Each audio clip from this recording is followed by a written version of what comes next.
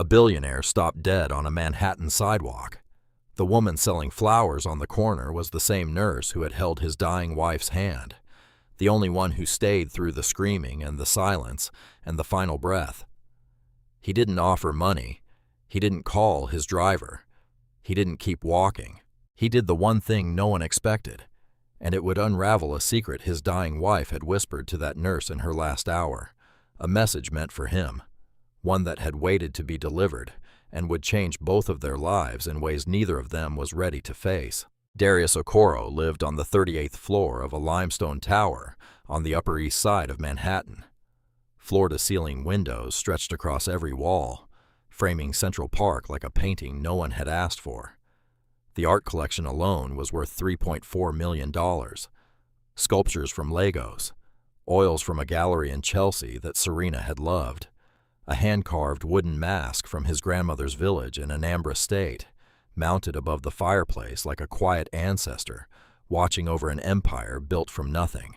The dining table seated 10. Only one chair was ever pulled out. Not his. Serena's chair, second from the end, left side, angled slightly toward the window because she liked to watch the light change over the park while she ate. Nobody sat in it. Nobody moved it. The housekeeper dusted it every Tuesday and Thursday, careful not to shift it even half an inch. Darius Okoro was the founder and CEO of Okoro Venture Holdings, a real estate and clean energy conglomerate valued at $9.2 billion. He had built it from a one-bedroom apartment in West Baltimore, with a borrowed laptop and a business plan scribbled on the back of a church bulletin. Years later, he owned commercial properties in 14 cities, solar farms across 3 states, and a development portfolio that reshaped skylines. His watch cost $47,000. His suits were hand-tailored in Milan. His name appeared on Forbes lists and philanthropy galas and the donor walls of 3 universities. None of it mattered. Every morning, he walked 2 blocks to a coffee shop on Lexington Avenue. He ordered the same thing: oat milk latte, extra shot, cinnamon on top. He carried it back to the penthouse, set it on the nightstand on the left side of the bed, Serena's side. He watched the steam rise and curl and vanish. He waited until it went cold. Then he poured it down the bathroom sink. Every single morning. He never drank it. He never skipped it. It was the only ritual that still made sense, the only thing that still connected his hands to something that felt like her. Serena Okoro had died. Ovarian cancer. Stage 4 by the time they caught it. From diagnosis to the end. Treatments that promised everything and delivered nothing. Watching the sharpest, warmest, most alive woman he had ever known become someone he barely recognized. She had been a pediatric speech therapist before the diagnosis, working with children who couldn't form words, who trapped whole worlds behind locked jaws and silent tongues. She had a gift for patience, for waiting, for believing that what couldn't be said yet would eventually find its way out. Darius had none of those gifts. He had speed. He had strategy. He had the ability to read a room, close a deal, and move on to the next one before the ink dried. That skill had built an empire. It had also kept him in a conference room on the worst night of his life. Serena had said something to him once, toward the end. Something important. He could feel the shape of it in his memory, the weight of it pressing against the inside of his skull like a word stuck on the tip of his tongue. But the actual words were gone, blurred, like a song playing in a room he had locked the door to and lost the key. He tried to remember it at night, lying in the dark on his side of the bed, staring at the cold space where she used to sleep. But grief had a way of swallowing the things you needed most and leaving you with the things you wanted to forget. He remembered the last contract he reviewed that night, a $780 million acquisition. He remembered the weight of the pen, the color of the ink, the exact grain of the mahogany conference table where he sat, while his wife was dying miles away. He could not remember the face of the woman who held Serena's hand while she took her last breath. He knew someone had been there, a nurse. He had arrived at the hospital too late, pushed through the door of her room, and found Serena already still, already gone, already covered in white. And in the hallway outside, A woman had been sitting on a plastic chair, head bowed, shoulders shaking. A nurse in wrinkled scrubs who had clearly been crying for a long time. Darius had walked right past her. He did not stop. He did not ask her name. He did not say thank you. He went straight into the room and stood over his wife's body and realized he had traded the last hours of her life for a signature on a piece of paper. He still could not remember that nurse's face. He had memorized the last contract he signed that night down to the clause numbers, but the woman who stayed when he did not, the woman who held Serena's hand so she would not die alone, was a blur, a ghost without a name, and that fact haunted him more than the grief itself. Serena Okoro was dying on the 7th floor of Mount Sinai Hospital, room 714, private suite, $3,800 a night. Fresh flowers delivered every morning by a service Darius had arranged, because Serena once mentioned she hated the smell of hospitals. White peonies and lavender, always white peonies and lavender. The room had a view of the East River, a flat-screen television mounted on the wall that Serena never turned on, a reclining chair in the corner where Darius was supposed to sit but rarely did, and a narrow hospital bed with rails that clicked up and down, where a woman who once danced barefoot in her kitchen to Stevie Wonder now lay tethered to morphine drips and monitoring wires. The cancer had spread. Liver, lungs, lymph nodes. The doctor spoke in careful language, words designed to soften the unsoftenable. Serena knew she had always been smarter than the room she was in. The nursing staff rotated in shifts, but as Serena entered her final weeks, the rotations thinned. The screaming came at night, pain so deep that morphine only dulled the edges. She would cry out for hours, her body arching against sheets soaked with sweat, calling for Darius, calling for her mother who had been dead for years, calling for anyone. One by one, the nurses requested transfers. It was not cruelty, it was survival. Watching someone die slowly, loudly, with that kind of suffering, it eroded something inside the people who stood closest to it. By the final week, only one nurse remained. Simone Baptiste, born in Port-au-Prince, raised in Flatbush, Brooklyn, single mother to a young boy named Kai, who was staying with her mother, Marie, in a 2-bedroom apartment in East New York. Simone had been a registered nurse for years. She worked nights because the pay differential helped cover daycare. She took the shifts no one else wanted because she could not afford to say no. But she stayed with Serena for a different reason. She stayed because she could not leave a woman to die alone. On the nights when the pain peaked and Serena screamed until her voice gave out, Simone would sit on the edge of the bed, take Serena's hand, and sing Creole lullabies her grandmother had taught her in a kitchen in Haiti. Songs about the ocean and the moon, and children who were loved even when the world was dark. She would braid Serena's hair when she could not sleep, gentle fingers working through strands that had grown thin and brittle from treatment. And she would talk. She told Serena about Kai, about how he wanted to be a doctor, about how he practiced giving checkups to his stuffed animals with a toy stethoscope he had found at a thrift store, about how he once told her with absolute seriousness, "Mama, when I grow up, I'm going to fix everyone." Serena laughed. It was the last time she laughed. In the final hour, the monitors beeped slower. Simone knew the pattern. She had heard it before, the way the body surrendered in stages, like a house turning off its lights room by room. Serena's eyes opened.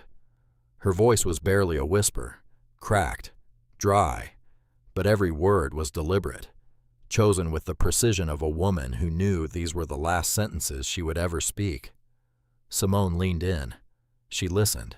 She nodded. Tears ran down her face and dripped onto the hospital blanket. She never told anyone what Serena said. Not the doctors, not the other nurses, not Darius, who was miles away in a glass-walled conference room, pen in hand, finalizing a $780 million acquisition, while his wife whispered her last words to a stranger. Simone's hand was the one Serena held when her heart stopped.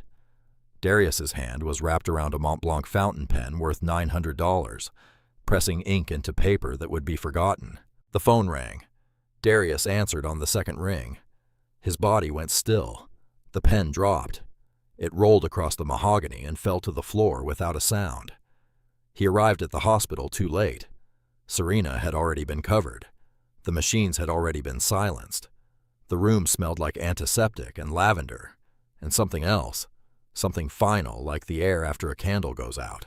In the hallway, a nurse sat on a molded plastic chair, her scrubs wrinkled, her head bowed, her shoulders trembling with the kind of crying that had no sound left in it. She had been there for hours. She had sung and braided and held and listened and stayed. Darius walked past her. His shoes clicked on linoleum. His eyes were fixed on the door. His mind was already breaking apart, already trying to reassemble itself around a world that no longer contained Serena. He walked past the only person who had been there when he should have been, and he never looked back. The months after Serena's death did not destroy Simone all at once. They dismantled her piece by piece, the way water eats through stone, slow and invisible until the whole foundation is gone. She went back to work days after the funeral. There was no choice. Rent was due. Kai needed school supplies. Marie's blood pressure medication cost money every refill.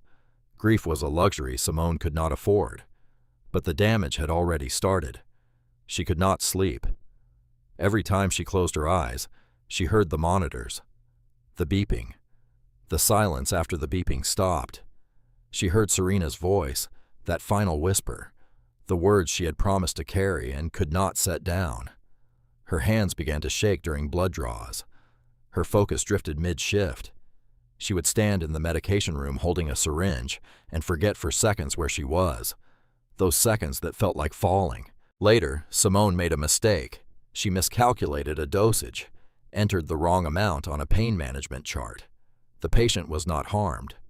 The error was caught by a pharmacist before administration, but the incident report was filed. The review board convened, and Mount Sinai, the same hospital where Simone had held a dying woman's hand through the worst night of both their lives, terminated her employment effective immediately. No severance, no letter of recommendation. Her nursing license was placed under temporary suspension. The word they used was negligence. The word they should have used was exhaustion. Months after losing her job, Marie had a stroke. She survived, but the left side of her body went quiet. She could not cook, could not climb stairs, could not watch Kai while Simone looked for work. The doctor said she needed full-time care. Simone found a nursing home in Queens. It was expensive. Her savings account held little. The math did not work. It never works for people like Simone. She sold what she could. The couch, the kitchen table, Kai's bicycle, the blue one with the bell that played a little song when you squeezed it. He cried when she carried it out, then wiped his face and said it was okay that he was getting too big for it anyway. The apartment went next. Missed rent, then missed again. The landlord filed eviction papers. By then, Simone and Kai were standing in the intake line at a family shelter on West 95th Street with 2 suitcases and a backpack shaped like a dinosaur. Kai looked up at the fluorescent lights, the cinder block walls, the rows of cots separated by hanging sheets. "Mama, is this like a sleepover?" Simone swallowed something sharp that had lodged in the back of her throat. "Yeah, baby. A really long sleepover." She started buying flowers early in the morning from the wholesale market in Chelsea. Roses, tulips, daisies, whatever was cheapest that day. She bundled them into small bouquets, filled a plastic bucket with water, and carried them on the subway to a corner near Central Park at 72nd and Columbus. She sold them for a few dollars each. On a good day, she made little. On a bad day, less. On a rainy day, nothing. Kai sat beside her on an upturned milk crate doing homework on a flattened cardboard box. His pencils lined up neatly in a row, because Simone had taught him that even when the world fell apart, you kept your things in order. Their lunch cost little. 2 sandwiches and a bottle of water from the bodega on the corner. They split the water. Miles away, Darius Okoro sat alone at a corner table in Per Se. The tasting menu was expensive. He ordered wine he did not drink. He watched the candle flicker. He thought about nothing and everything and the woman whose chair he still could not bring himself to push in. Two people separated by blocks and silence, one drowning in wealth, the other drowning in its absence. Neither knew the other was still carrying the weight of the same night, the same room, the same final breath that had changed both of their lives forever. Darius Okoro decided to walk. It was the anniversary of Serena's death, and for reasons he could not explain, he did not want the car. He did not want the leather seats or the tinted windows, or the silence of a driver who knew better than to speak. He wanted pavement under his feet. He wanted noise. He wanted the city the way Serena had loved it, loud and impatient and alive. The late afternoon sun cut sideways through the gaps between buildings on Central Park West, throwing long gold bars of light across the sidewalk. Traffic crawled. A pretzel cart steamed on the corner, the smell of warm salt mixing with exhaust and early spring air. Leaves barely green clung to the branches above the park wall, like they were still deciding whether to trust the season. Darius walked south. His coat was cashmere. His shoes were Italian. His mind was in a hospital room far behind him. He needed flowers, white peonies, Serena's favorite. She used to buy them every Saturday from a bodega in Harlem when they were young and poor and sharing a studio apartment with a radiator that clanked like a heartbeat. She would arrange them herself, always the same way. White peonies. One sprig of lavender crossed on the left side, tucked between the stems at an angle that made no sense to anyone but her. He spotted the flower stand from half a block away, a plastic bucket on the sidewalk, bundles of roses, tulips, daisies wrapped in cellophane and newspaper. A woman sat behind them on an upturned crate, her jacket thin for the weather, her hands rough and reddened. Beside her, a boy lay on his stomach on a flattened cardboard box, drawing with colored pencils worn down to stubs. Darius stopped. "How much for the peonies?" She told him the price. "Just the peonies, nothing else." She reached into the bucket without looking up. Her fingers moved quickly, practiced, pulling stems and shaking off water. She wrapped them in brown paper, and then she did something that made no sense. She reached into a small jar beside her crate, pulled out a single sprig of lavender, and tucked it into the bouquet. On the left side, crossed over the stems, at an angle. Darius took the flowers, handed her cash. "Keep it." She looked up to protest. Their eyes met. Simone's hands stopped moving. Her lips parted slightly.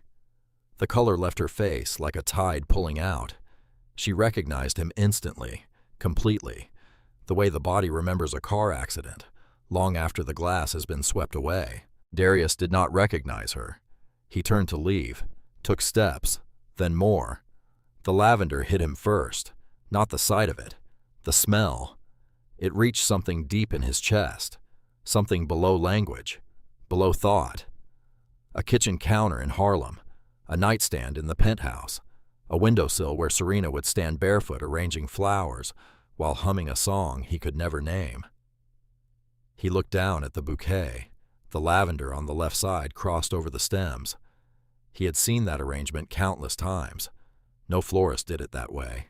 No flower shop, no online tutorial. It was Serena's way, her invention, her small private ritual that she never explained to anyone, except maybe the person who had watched her closest in those final days. Darius turned around slowly. The woman was staring at him. Her eyes were wet but steady. She was not crying. She was holding herself perfectly still, the way a person does when any movement might break something that cannot be repaired. "The lavender." Darius's voice came out low, almost a whisper. "You put it on the left side, crossed over the stems." She said nothing. "How did you know she liked it that way?" Silence. The boy looked up from his drawing, brown eyes, curious, unafraid. "Mama, do you know this man?" Simone's hand found the boy's shoulder, a reflex, protective, primal. "Yes, baby. I knew his wife." The word hit Darius like a fist wrapped in velvet. Wife. Present tense flipped to past in someone else's mouth, and it still cut every single time. He looked at Simone, really looked, past the thin jacket and the cracked hands and the weariness pressed into every line of her face. He looked at the plastic bucket, the cardboard box, the colored pencils worn to nothing, the boy doing homework on a sidewalk because there was nowhere else. And then the memory surfaced.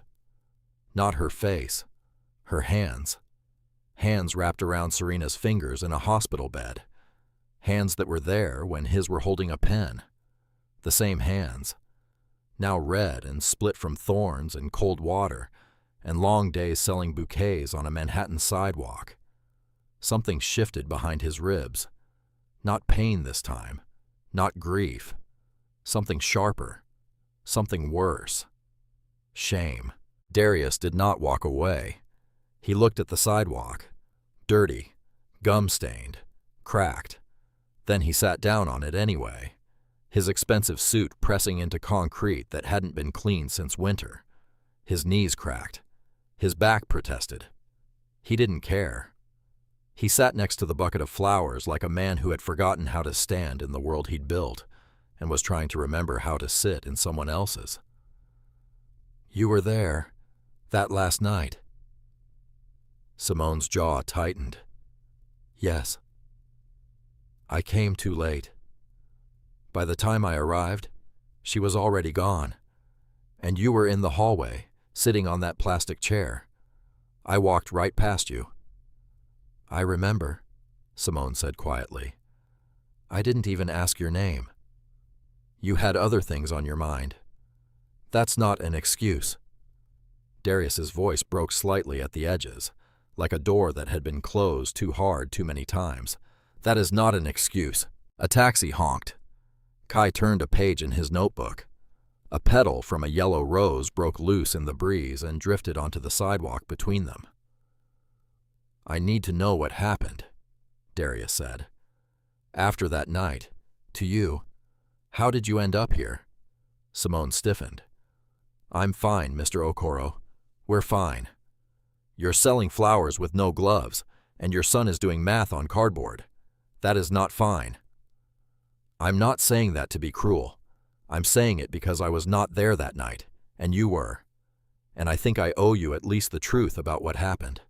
Simone stared at the bucket for a long time. "I lost my position at the hospital," she said finally. "Made a mistake on a chart. Got let go. Then my mama got sick. Stroke. She needs full-time care now. The bills came faster than I could keep up. We lost the apartment. Been at the shelter when there's room. This," she gestured at the flowers, "is what I can do for now. It's honest. Kai eats every day. We're making it." She said it the way soldiers describe a battle. Flat. Factual. No room for pity. Because pity was a luxury she had cut from her life, the same way she had cut everything else that wasn't essential. Darius heard what she said, but he also heard what she did not say. She did not explain why she lost the position. She did not connect it to Serena. She carried that part of the story like a stone in her pocket, heavy and hidden. He wanted to ask. He almost did. Instead, he asked the question that had lived in his chest. "Serena." At the end, did she say anything? The air between them changed. Something tightened. Something old and sacred and fragile. Simone's eyes closed for a moment. When they opened, they were steady, but full. "She said something," Simone said carefully. "But it wasn't for me to carry. It was meant for you, and I don't think a sidewalk is the right place." Darius's throat locked. Serena's voice flickered in his head again. Closer now. Clearer. Like someone calling his name from the end of a long hallway, but still not close enough to hear the words. Kai tugged on his mother's sleeve. "Mama, this one broke." He held up a daisy with a bent stem, the petals drooping, but still white. Then he turned to Darius and extended it with absolute seriousness. "It broke, but it still smells good. You can have it." Darius took the flower. His hand trembled. "Thank you," he said. His voice came out rough, undone. He looked at Simone. "Let me help, please, whatever you need." Simone shook her head immediately. "I didn't stay with your wife so you'd owe me, Mr. Okoro. I stayed because she needed someone. That's what nurses do. That's what people do. I don't want your money. I don't want a debt repaid. I just want to sell my flowers and take care of my son."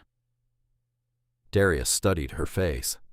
Dignity lived there, fierce and unbroken, the same way he'd once seen it in Serena's eyes when the doctors told her the treatment wasn't working, and she had simply nodded and asked what time dinner was. He stood up, brushed off his pants, looked at the bucket. "How many bouquets do you have left?" Simone blinked.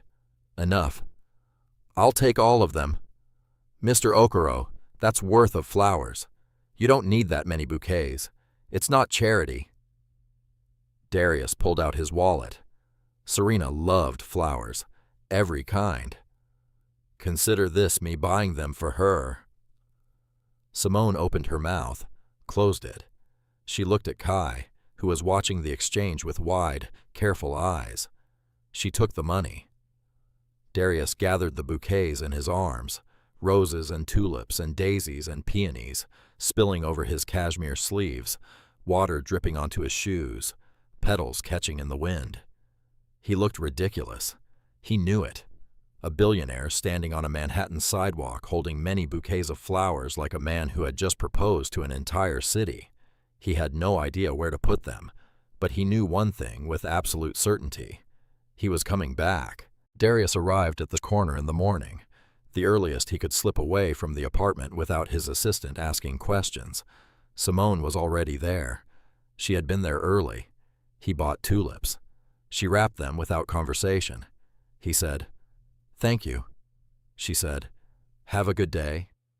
He walked and put them in a vase on the dining table. First flowers in that penthouse in a long time. Later, sunflowers and a question. "How's your son doing in school?" Simone paused mid-wrap. Her eyes narrowed slightly, the way a person does when kindness arrives from an unexpected direction, and they need a moment to decide if it's real. "He's doing okay. Likes math, hates reading out loud. His teacher says he's smart but quiet." "Quiet's not bad," Darius said. "I was quiet." "You don't seem quiet." "I learned to fake it." She almost smiled. Almost. Darius noticed the hours. Simone arrived at the corner early in the morning. She carried the bucket from the subway with transfers because she couldn't afford a cab. She stood there until evening. Long hours on concrete in shoes that had been resoled. On a good day, little money. Darius noticed the shoes. Kai wore sneakers that had been white once. The sole was separating from the toe on the left one. A rubber band held it together. A kid in the schoolyard had pointed it out, called them trash shoes. Kai told his mother about it on the walk home. Simone's face went tight, controlled. The kind of tight that only a parent knows. The rage at a world that punishes your child for being poor, swallowed down because there is nothing you can do about it that a bouquet can fix. But Kai shrugged. "I like my shoes," he said. "Mama bought them with flower money." Darius heard that sentence, and something inside his chest cracked along a fault line that had been widening. Kai fell asleep in the evening, slumped over his cardboard desk, cheek pressed against a half-finished math worksheet. His pencil rolled off the edge and landed in a puddle. Simone picked it up, dried it on her sleeve, placed it back next to his hand. She didn't wake him. She just pulled his hood up and kept selling flowers. It rained, a cold drizzle that turned the sidewalk dark. Simone did not come. Darius arrived at the corner. The spot was empty. No bucket, no crate, no Kai, no cardboard, just wet concrete and a gutter running gray. He stood there. He stood there for some time, his suit jacket soaked through, his shoes filled with water. His phone buzzed many times. He answered none of them. When he finally turned around and walked home, dripping through the lobby of his building past a doorman who stared but said nothing, he realized what the feeling in his chest was. It was worry. Not the kind of worry he felt when a deal was slipping. Not the boardroom kind, the numbers kind, the projections kind. This was different. This was older, more human. The kind of worry that sits in the pit of your stomach and whispers, "What if something happened and you weren't there?" He hadn't felt that specific kind of worry since the doctor called with Serena's scan results.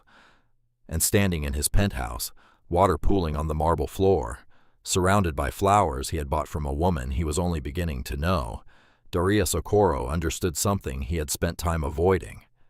He was not coming back to that corner for flowers.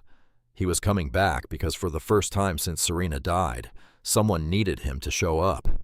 And for the first time in his life, showing up was the only thing he wanted to do. Darius found the shelter through the front desk coordinator, a woman named Paulette, who recognized his name and his face and tried very hard not to stare at his watch while she led him down a hallway that smelled like industrial cleaner and boiled vegetables.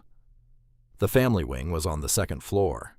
Beds per room, metal frames bolted to the floor, thin mattresses covered in vinyl that squeaked when you moved, one window per room painted shut, a plastic bin under each bed for personal belongings.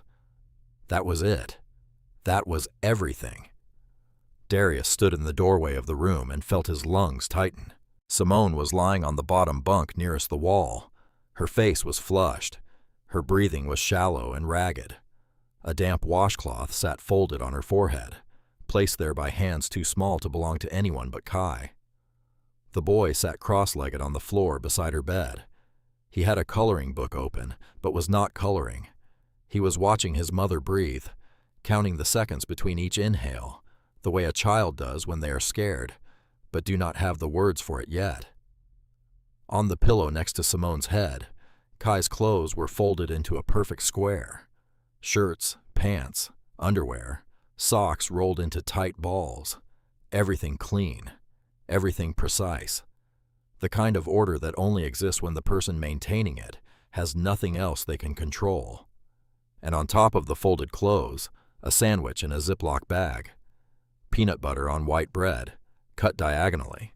A small apple sliced into quarters and a handwritten note on a torn piece of notebook paper. Darius picked up the note. Words written in pencil, letters shaking slightly at the edges. "You are my brave boy." She had made his lunch. She was burning with fever on a vinyl mattress in a room with strangers, and she had gotten up at some point to make her son a sandwich and cut an apple and write him a note so he would not be afraid. Darius's hand trembled. He set the note back down exactly where he found it. "Mr. Darius," Kai's voice. Small, steady, not scared exactly, but careful, the way a child sounds when they have learned that adults do not always fix things. "Hey, buddy, is your mom sleeping?" "She's hot. I keep putting the cold towel on her head like she does when I'm sick, but she keeps talking in her sleep. She says weird things." "What kind of things?" Kai looked at his mother. His jaw tightened in a way that no young boy's jaw should know how to tighten. "She keeps saying a lady's name and sorry. She keeps saying sorry." Darius pulled the plastic chair from the corner and sat beside Simone's bed. The chair wobbled. One leg was shorter than the others. From somewhere down the hall, a baby cried. A door slammed. A television played too loud through thin walls. Simone stirred. Her lips moved. "I couldn't sleep after Mrs. Okoro." Her voice was thin, broken. The words came in fragments pulled from somewhere beneath the fever. "I kept seeing her face every time I closed my eyes. Her face, her hands." Darius leaned forward. "I made a mistake because I was too tired. I couldn't stop seeing her. I couldn't stop hearing the monitors. They fired me because I couldn't stop caring. They said negligence. But I wasn't negligent. I was exhausted. I was broken. I was still in that room. I never left that room. The words hit Darius like a door blown open in a storm. She had not lost her job because she was careless. She had not made a mistake because she was incompetent. She had fallen apart because she had given too much of herself to a dying woman in a hospital bed, a woman named Serena Okoro, and the system that employed her had no protocol for that kind of damage. The chain was clear, brutal, unbroken. Simone stayed with Serena. Simone absorbed the trauma of watching her die. Simone could not sleep. Simone's hands shook. Simone miscalculated a dosage. Simone was terminated. Simone lost her income. Simone's mother had a stroke. Simone lost her home. Simone ended up on a sidewalk selling flowers because she had cared too much, because she had stayed, because she had done what Darius should have done.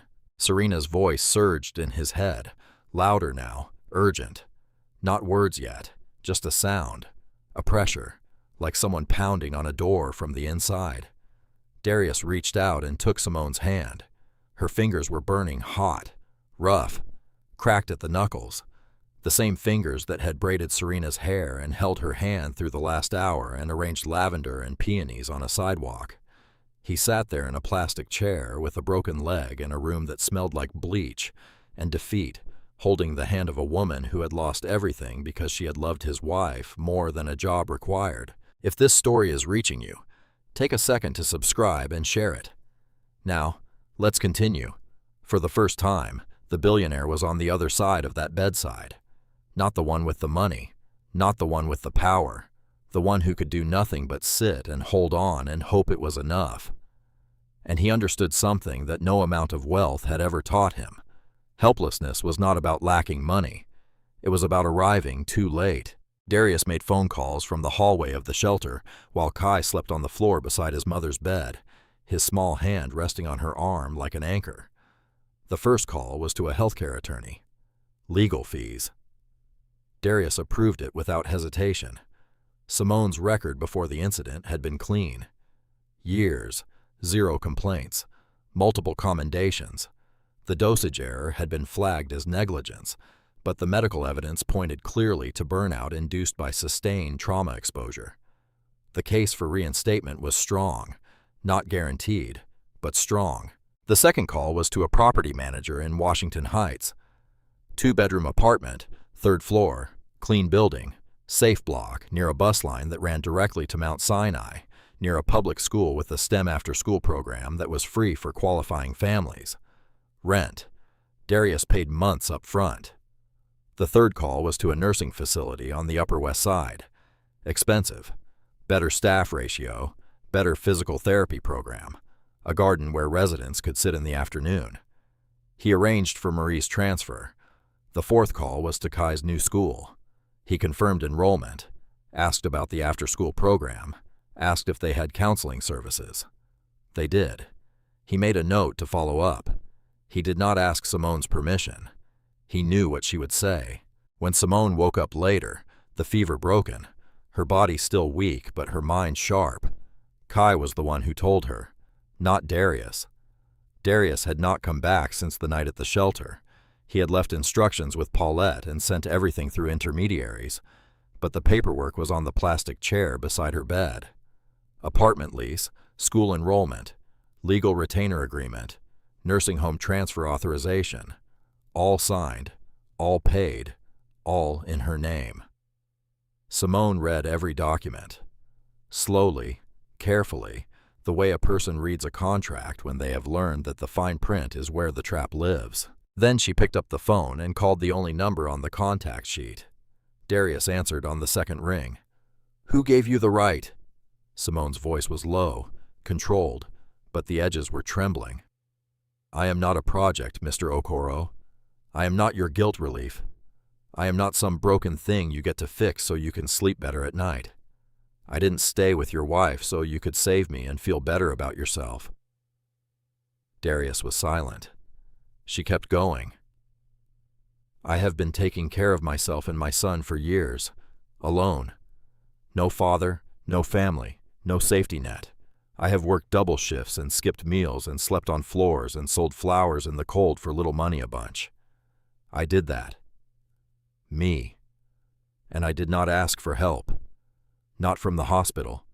Not from the city. Not from you. Do you understand? I understand, Darius said quietly. Then why did you do this without asking me? Because you would have said no. That is my right. Yes, it is. Silence. Long. Heavy. A siren passed somewhere outside the shelter window. Kai appeared in the doorway. His eyes were wide. Mama, why are you yelling? Simone's face changed instantly. The anger folded inward, tucked away behind the part of her that was always a mother first. I'm not yelling, baby. I'm just talking. Go finish your drawing, okay? Kai left, slowly, looking back twice. Simone returned to the phone. Her voice was lower now, strained. Darius spoke before she could. You are right about all of it. This is not about making me feel better because nothing will make me feel better. Serena is gone. She is not coming back. No apartment, and no lawyer, and no amount of money will change that. But she would have been alone that last night if you had not stayed. She would have died with no one holding her hand. That was supposed to be me. I was supposed to be there, and I wasn't. I was in a conference room signing a piece of paper that I cannot even remember now. I failed the only person who ever mattered to me. The least I can do, the very least, is not fail twice. Zawa. Simone was quiet for a long time. This doesn't fix what happened, she said finally. No, it doesn't. And I don't owe you gratitude. No, you don't. And if I take this, it's not for me. It's for Kai. Everything I have ever done is for him. I know, Darius said. I saw it in the sandwich, in the note you wrote, in the way you fold his clothes, when you can barely stand. Simone's breath caught. And for your wife? She said, quieter now, almost a whisper. She asked me to take care of him. I can't do that from a shelter. Darius's chest seized. She asked me to take care of him. The words landed like stones dropped into still water, rippling outward in directions he could not yet follow. He did not ask what Serena had said. Not yet. Not like this. But the shape of it was forming, slowly, like a photograph developing in the dark. Okay, Simone said. For Kai. Only for Kai. And when I get my license back, I pay you back, every cent. Darius closed his eyes. Deal. The apartment smelled like fresh paint and new carpet, and the particular kind of emptiness that exists in a space no one has lived in yet. Clean emptiness, the kind that waits to be filled. Simone stood in the doorway. She did not step inside. Her hand rested on the doorframe, fingers pressing into the wood like she was testing whether it was real, whether it would hold, whether the floor would drop out from under her if she trusted it. Kai had no such hesitation. He burst past her like a horse out of a gate, his sneakers squeaking on the laminate floor, his backpack bouncing against his shoulder blades. He ran to the kitchen first, opened the refrigerator, closed it, opened it again. Mama, it's cold inside. That's what refrigerators do, baby. I know, but it works. Like it really works. He ran to the bathroom, turned on the faucet, turned it off, turned it on again. Hot water, Mama. Then the light switch. On, off, on, off, on. Mama, the light works when I push it. Simone's hand was still on the doorframe. Her knuckles had gone white. Darius stood behind her in the hallway holding a box of kitchen supplies he had picked up that morning. Plates, cups, a set of utensils, dish soap, paper towels, small things, ordinary things, things that cost almost nothing but meant everything when you had been eating off paper plates in a shelter for a long time. It's yours, he said gently. No conditions. Simone took one step inside, then another. She moved the way someone walks through a house in a dream, touching the walls, the countertop, the curtains that someone had already hung. She opened a closet. Empty. Waiting. She turned on the kitchen faucet and let the water run over her hands. Just stood there, feeling it. Hot water on demand. In her own kitchen, in her own apartment. She had not had hot water on demand in a long time. Darius spent the afternoon assembling furniture, a bed frame for Kai, a bookshelf from a flat-pack box, a small desk for homework. Kai appointed himself supervisor. He made a hard hat out of a cardboard box, wrote "boss" on it in red marker, and insisted Darius wear one too. "Safety first, Mr. Darius." Darius put on the cardboard hat. It sat crooked on his head, too small, ridiculous. He hadn't laughed like that since Serena. Simone started her burnout recovery program the following week. Sessions: cognitive behavioral therapy, group counseling with other healthcare workers who had experienced compassion fatigue. Mandatory, non-negotiable. The state board required it for license reinstatement. She went every session, arrived early, stayed late. She approached it the way she approached everything, with discipline, with silence, with the quiet ferocity of a woman who had decided that falling apart was not an option. Kai started at his new school. He came home with a permission slip for the STEM after-school program and a drawing of a robot he had designed. The robot's name was Helper. It cleaned houses and made sandwiches and never got tired. Later, Kai came home with something else, a birthday party invitation, handwritten, from a boy named Deshaun. Blue envelope, dinosaur stickers on the seal. Simone opened it at the kitchen table, read it twice, set it down, pressed both hands flat against the surface. Then she cried. Not the controlled crying she had taught herself in the shelter. Silent, brief, efficient. Real crying, the kind that comes from somewhere deep and old and full of every moment you held yourself together because your child was watching and you couldn't afford to break. Kai stood beside her, alarmed. "Mama, it's just a party." "I know, baby, I know. These are happy tears." She wiped her face, smiled, pulled him close. It was the first birthday party invitation Kai had received since they lost the apartment. The first time another child had said, "I want you there." That evening, after Kai fell asleep in his own bed, in his own room, in a bed that did not squeak on metal rails and was not shared with strangers, Simone and Darius stood in the small kitchen. Simone boiled water in a kettle she had found in the cabinet, poured 2 cups of tea, set one in front of Darius. They stood there for a while, not talking, listening to the building settle, the radiator clicking on, traffic outside, the particular silence that only exists in a home that is new and safe and yours. "I keep thinking I'll wake up back at the shelter," Simone said. "You won't," Darius said. "This is yours." Silence again, steam rising from the cups, the refrigerator humming. "She would have liked this," Simone said quietly. "Serena, she would have liked knowing you did this." Darius swallowed hard, his throat locked the way it always did when someone said her name out loud. "She would have liked knowing you did what you did," he said.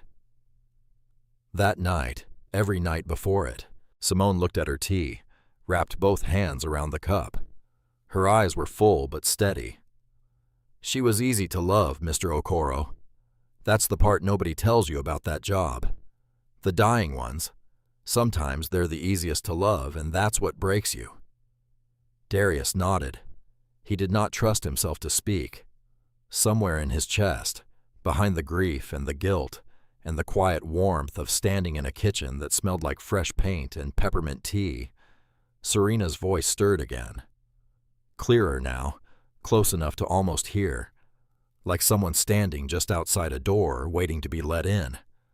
But not yet. Not yet. Months later, the apartment smelled like jollof rice and something sweet and fried that Darius could not name but had learned to love. Simone's griot, pork shoulder marinated in citrus, and Scotch bonnet fried until the edges went dark and crisp. She made it every Friday now, Kai's favorite. Darius brought the rice, his mother's recipe, tomato paste, habanero, smoked paprika, bay leaves, and a patience he did not possess for anything else in his life. They ate at the kitchen table, all three of them.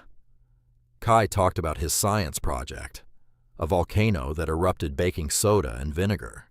Deshawn had been his partner. They got a B+.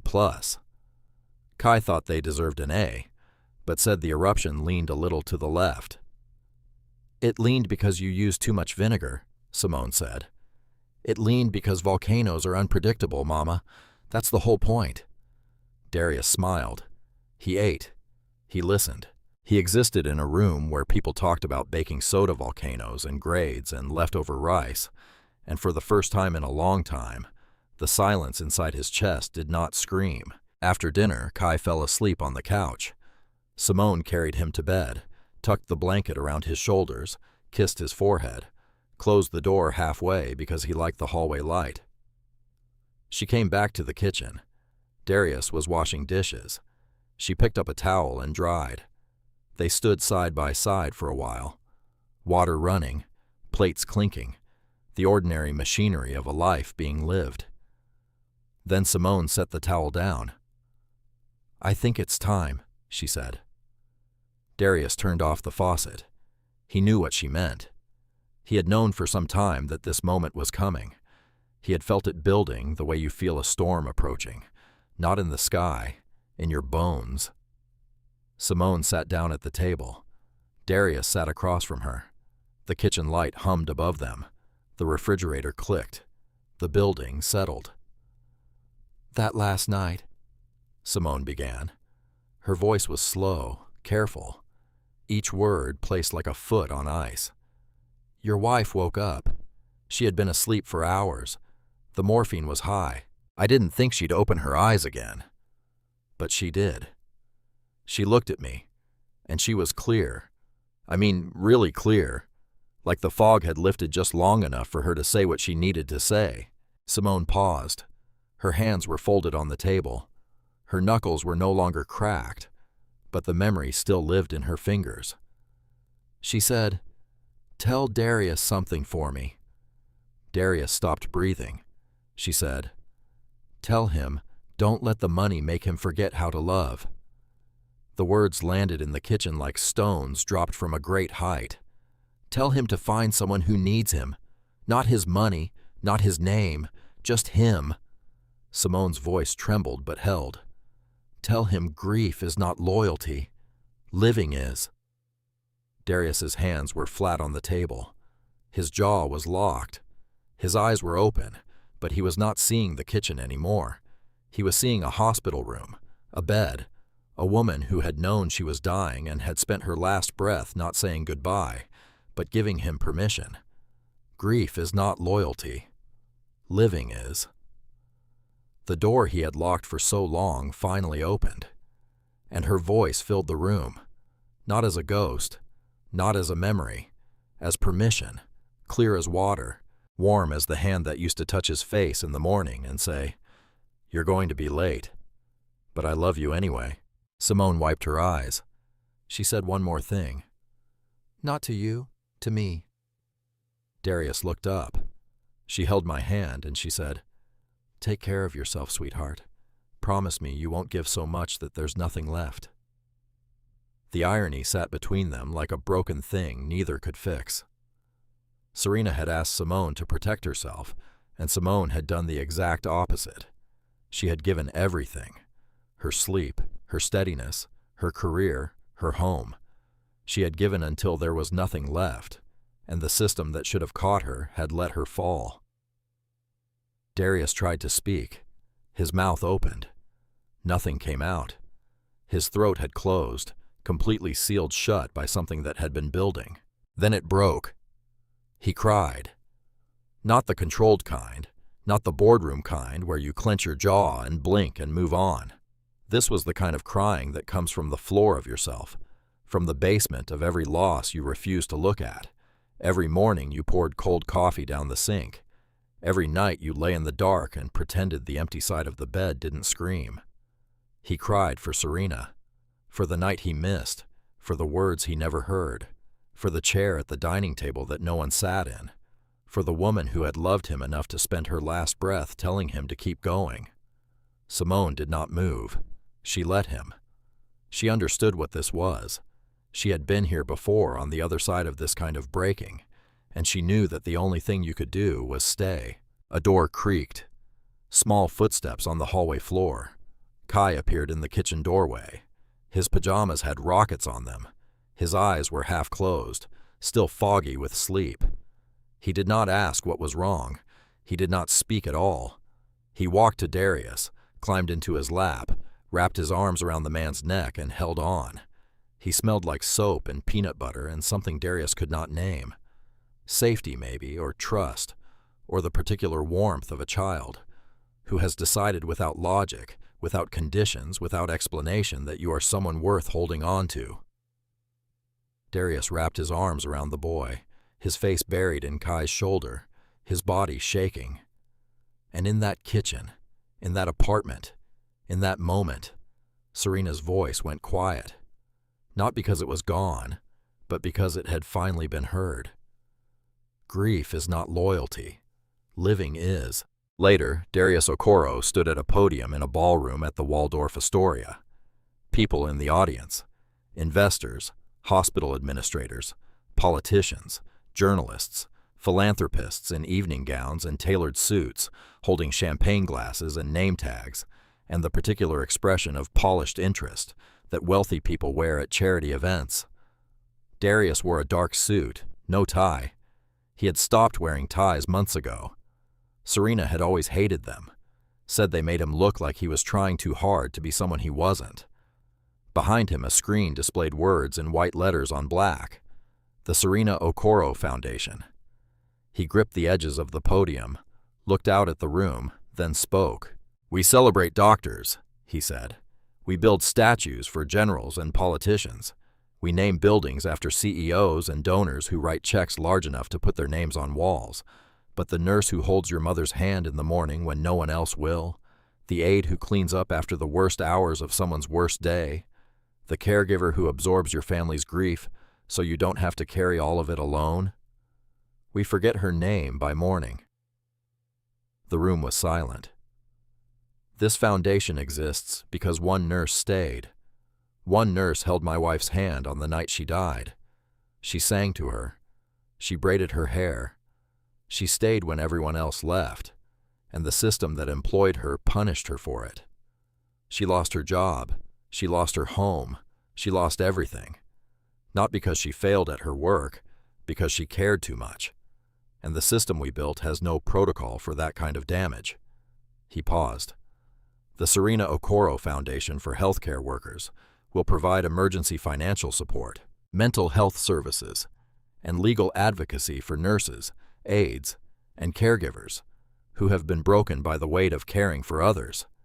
Millions in initial funding, no applications, no bureaucracy, no forms that make you prove you're suffering enough to deserve help.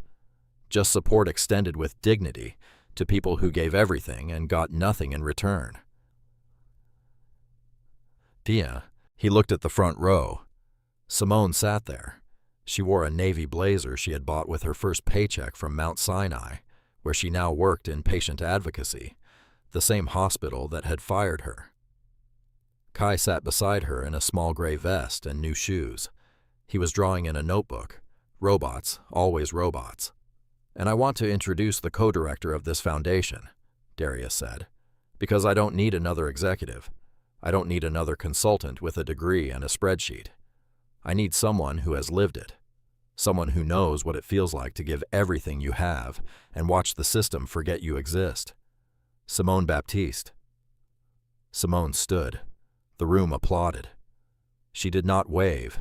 She did not smile the way people smile at galas. She stood straight, her hand on Kai's shoulder, and she nodded once. The nod of a woman who had earned her place not through connections or credentials, but through survival. After the speeches, after the handshakes and the photographs and the champagne toasts, Darius found them outside near the fountain in front of the hotel. Kai was throwing pennies into the water. "Mr. Darius." "Yeah, buddy. Does this mean more mamas like mine won't have to sell flowers?" Darius knelt down. eye level, the way he always did with Kai now. "That's exactly what it means, little man." Kai thought about this, nodded, then tilted his head. "Good, because Mama's flowers were pretty, but she's prettier when she's not tired." Simone pressed her hand over her mouth. Her eyes filled. She turned away, then turned back, let the tears fall openly. Darius put his hand on Kai's head, and for a moment in front of a fountain filled with pennies and wishes, everything was exactly right. On a Sunday morning in early October, Darius Okoro walked through the Chelsea flower market with a nurse and a boy. The market was loud. Vendors shouting prices, water splashing on concrete, the smell of cut stems and wet soil and something green and alive. Buckets of roses and orchids and lilies lined the aisles like a parade of color. Simone knew this place. She had come here in the dark, early in the morning, cold hands, empty stomach, buying whatever was cheapest, stuffing bundles into a plastic bucket, hauling them on the subway to a corner where she would stand for hours and sell them for little each. Now she walked through the same aisles in daylight. Kai held her hand. He pointed at everything. "Those are big," he said, gesturing at a bucket of sunflowers. "You want some? They always look happy even when it's raining." She bought him sunflowers. He carried them like a torch, petals bouncing with each step. Darius found the peonies, white ones. He asked the vendor for a sprig of lavender, tucked it in himself, left side, crossed over the stems the way Serena liked. They drove to the cemetery in Westchester. Quiet ride, windows down, October air cool and clean. Serena's headstone was simple, white marble, her name, the dates, and underneath a line she had chosen herself before she died. "I was here. I was loved. That was enough." Darius set the flowers down, white peonies and lavender. He knelt on the grass, pressed his palm flat against the stone. "I heard you," he said. His voice was quiet, steady. "Finally, I heard you, Serena. I'm living. I found someone who needed me. Not my money, not my name, just me. You were right. You were always right." Simone stood behind him. She did not speak. She placed her hand on his shoulder, light, steady, present. Kai stepped forward. He set one sunflower on the grave, carefully, the way a child handles something precious. "For Mrs. Serena," he said. "Mama says she was really nice." Darius closed his eyes. The wind moved through the trees. Somewhere in the distance, a church bell rang. The people who care for us in our darkest hours are rarely the ones we remember to care for in return. Simone Baptiste held a dying woman's hand and lost everything. Darius Okoro built an empire and lost the only thing that mattered. But when they found each other again on a sidewalk surrounded by flowers, they discovered something that no amount of money could buy and no amount of grief could destroy. Kindness does not expire. Debts of the heart do not have deadlines. And the greatest thing wealth can purchase is not comfort. It is the chance to repay what money could never measure. Serena's last words had not been a goodbye. They had been a blueprint. Grief is not loyalty. Living is. And finally, flowers. And one sidewalk later, they were all living. A billionaire, a nurse, and a little boy walking through a flower market on a Sunday morning, each carrying a bouquet, each carrying a second chance, each carrying the quiet proof that love outlasts everything, even death. Thank you for watching. If this story moved you, take a moment to subscribe, share it with someone who needs to hear it, and remember the people who care for you deserve to be cared for too. See you on the next one.